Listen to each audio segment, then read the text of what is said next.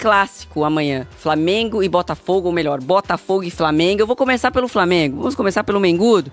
Trazer aqui Débora Gares para falar da preparação, minha amiga. Bem-vinda ao Taon. Que o Flamengo ainda tem mais um treino hoje, aí concentra todo mundo bonitinho para ir direto para o jogo. E isso é uma coisa que o Leonardo Jardim, pelo menos nas primeiras apurações, né, quando a gente conversa com as pessoas, nessa convivência, ele está fazendo questão da presença, de conhecer bem os jogadores, deixar todo mundo juntinho e unido nesse começo de trabalho. É isso, Joana. Boa tarde para você, para todo mundo ligadinho com a gente. É uma novidade, inclusive, né, para esse elenco, pensando aqui num retrospecto mais recente, né, fazer essa concentração de véspera lá no CT Ninho do Urubu. Hoje a programação é a seguinte: os atletas chegam às 5 horas da tarde, fazem o treino do dia, já ficam concentrados e costuma ter trabalho na manhã do dia seguinte também, viu? No jogo contra o Cruzeiro, o último disputado pelo Flamengo, teve ativação muscular para os jogadores, teve inclusive treino de bola parada. Então, é uma tentativa do Jardim de conhecer o elenco, de aproximar todo mundo, mas tem trabalho envolvido nisso também. O Lucas Paquetá, que sofreu uma fratura na mão direita nesse último jogo, na vitória sobre o Cruzeiro, ele postou uma foto nas redes sociais mostrando a mão imobilizada e o Flamengo já disse que ele pode treinar e jogar normalmente, ou seja, não preocupa para essa partida.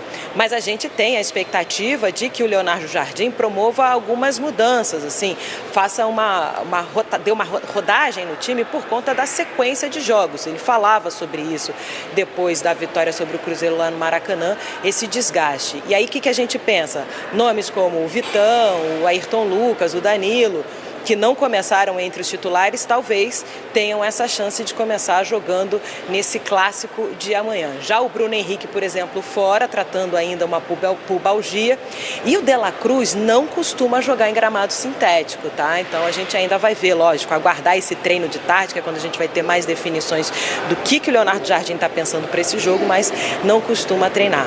Eu falei do Bruno Henrique tem um ótimo aproveitamento nesse clássico, né? Rei dos clássicos e provoca, faz chororô nas vitórias que o Flamengo já teve, tá fora, mas o retrospecto do Flamengo como um todo é muito bom jogando contra o Botafogo lá no estádio Newton Santos. Nos últimos 10 jogos, envolvendo todas as competições, foram 9 vitórias do Flamengo e uma derrota lá no Newton Santos. O torcedor até brinca que o tapetinho é rubro-negro.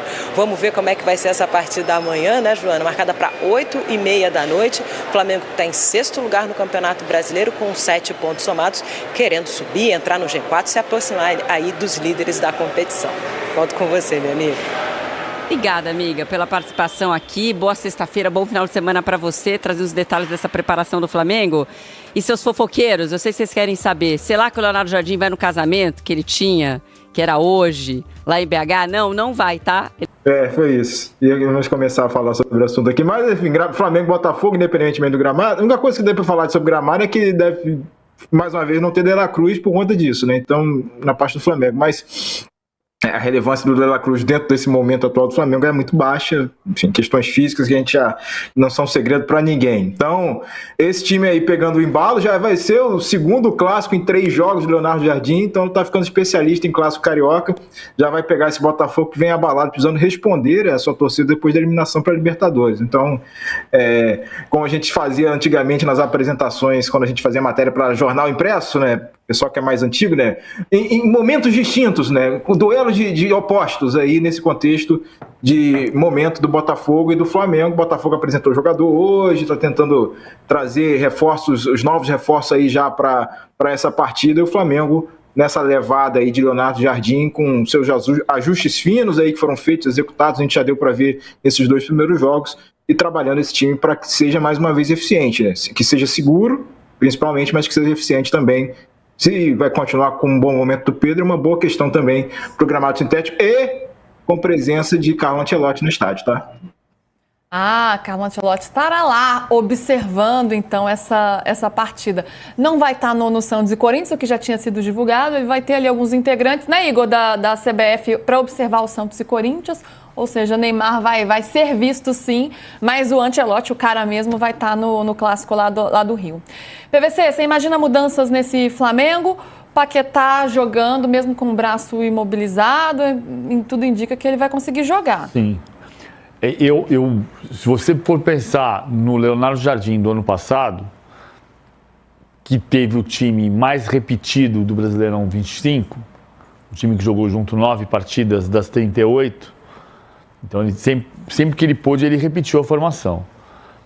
Isso vai acontecer no Flamengo com a quantidade de opções que ele possui, a gente vai descobrir a partir de agora. Pela experiência anterior, o time é o mesmo que jogou na quarta-feira. A gente vai ter certeza só quando sair a escalação. O Flamengo é muito favorito, tem vencido as partidas contra o Botafogo desde o 4-1. Os últimos 5 jogos não perdeu, são 4 vitórias e 1 empate. Desde o 4-1 do Botafogo no Newton Santos no segundo turno de 2024, o campeonato que o Botafogo venceu, o Botafogo não ganhou mais do Flamengo. O Botafogo está num momento de turbulência que tem a ver com a formação e os resultados da equipe. 6 vitórias, 6 derrotas e 2 empates em 14 jogos do Martin Anselmi. Mas não é só com isso, a entrevista do Alex Telles é muito relevante depois da derrota para o Barcelona de Guayaquil. À medida em que você cria uma crise de confiança no vestiário, isso se espalha e você não vai treinar com a mesma...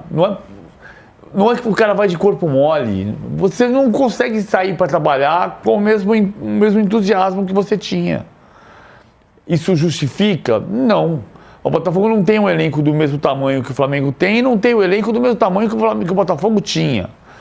O Flamengo está melhor. O Flamengo também não é naquela linha do que eu falei agora há pouco, não tem ninguém jogando bem. O Flamengo jogou um Fla-Flu em nível inferior ao que ele pode jogar, jogou contra o Cruzeiro uma boa partida, mas não é um time que você tem confiança que vai jogar bem, no jogo seguinte bem, no terceiro jogo bem, no quarto jogo bem.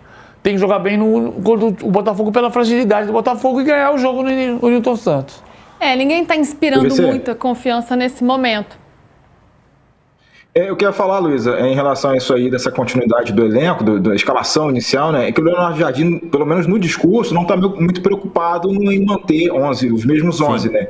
Essa dinâmica. Ele já avisou que, pelo calendário, pelo contexto, pela qualidade que ele encontra no Flamengo, vai ser necessário, né, nessa temporada de alguns jogadores fazendo aí 1 ano e meio seguidos, é o caso do Paquetá, e vai ter essa rodagem, assim, e a gente consegue identificar isso principalmente em posições que vão exigir fisicamente mais dos jogadores, pela maneira com a qual ele gosta que o time joga. Então, já teve uma alteração no Emerson Royal para o Varela ali, já que ele exige muito desse lateral e de profundidade. Já teve uma alteração ali, Cebolinha com Samuel Lino, de um jogo para o outro. Tem questão técnica? Tem, mas também tem essa parte física.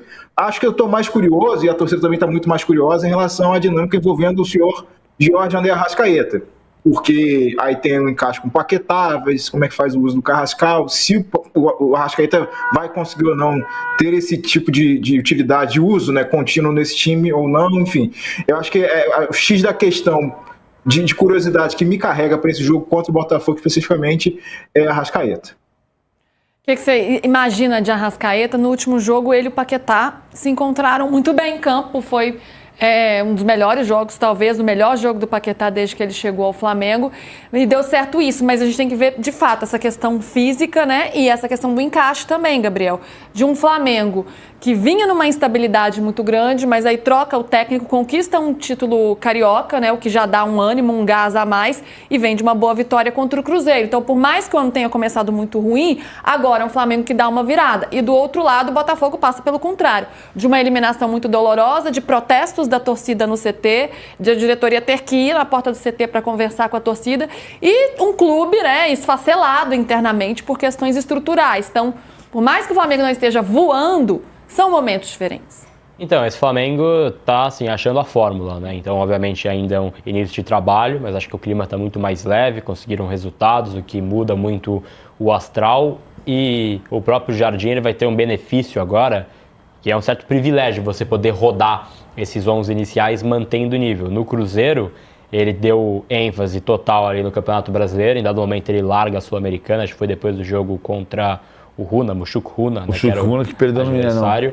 Então ele largou aí totalmente a Sul-Americana, teve um privilégio na Copa do Brasil também, que foram os adversários, ele pôde ainda dosar, e aí usou um time ali de forma contínua no Campeonato Brasileiro, teve poucas lesões, e aí ele conseguiu manter uma boa campanha. isso no Flamengo, ele pode dar ênfase em outras frentes, porque ele tem time para tal. Sobre o Botafogo, muito relevante, né, o que falou o Telles, como falou o PVC, de fato, assim, mostra muito como você tem uma ruptura no seu discurso de vestiário, né? E o Textor derrete no Botafogo. O Textor, campeão da Copa do Brasil, enfim, Copa Libertadores do Campeonato Brasileiro, né? Copa do Brasil ele não ganhou. É um Textor que era ovacionado pelo torcedor, né? Tinha até uma faixa, uma bandeira, obrigado por mudar nossa história. Esse era o Textor. Hoje o Textor é o cara que é xingado no estádio.